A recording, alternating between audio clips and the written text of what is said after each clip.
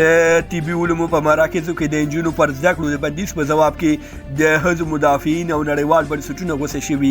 د نړیوالو بنسټونو له لوري اسلامي امارت ته کوم ګواښ توجیه کیږي؟ ټول جزئیات په دې ویډیو کې وګورئ او انعکاس میډیا چینل سبسکرایب کړئ. تېره یکشنبه ماښام ناوخته د اسلامي امارت له لوري د طبي علومو په مراکزو کې د انجونو پر زده کړو مطلق بندیز ولګول شو چې ورسره هم مهاله په کور دننه او بهر د ښځو د حقوقو مدافعینو او نړیوالو بنسټونو د اسلامي امارت په دې کړنې جدي غبرګونونه وښودل او له اسلامي امارت یې وغوښتل چې یاد فرمان بیرته لغوه کړي. د افغان ښځو یوې استازي شفیقې خپلواک په خپله ایکس پاڼه لیکلي که له ډکو سترګو سترګې اړوئ د ظالم په بېرحمو سترګو کې یې خښې کړئ.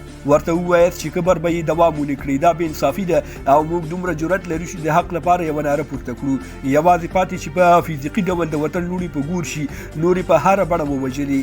په ایران کې د تیر حکومت سفیر عبدالغفور لیوان لیکلي دي هیله د ولسونو نور رابیښ شي او حقایق درک کړي. د ټولنیزو چارو یو بل کارپوه حاتف مختار لیکلي دي د انجونو پر وړاندې د زده کړو د دروازو بندول د تعصب اوج، تیاره پرستي، ځان غوښتنه، ډوبېدل او د ملت پر تابوت وروستي میخونه ټک وهل دي.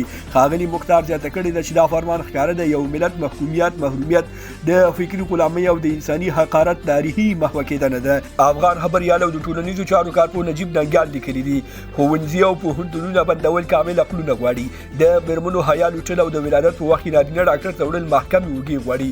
طالب پالو او ټولنیز فعال جنرال مبین لیکلي دي څوک شته چې ماته ځواب راکړي چې ولې د بشریت له یو قشر د هغوی اساسي حقایق ولې او په کوم اساس اخیستل کیږي. تاسې په دې اړه څه ویل لرئ؟ کمنټ کې ولیکئ. له ملتیا نړۍ مننه. تر بیا ښې چارې.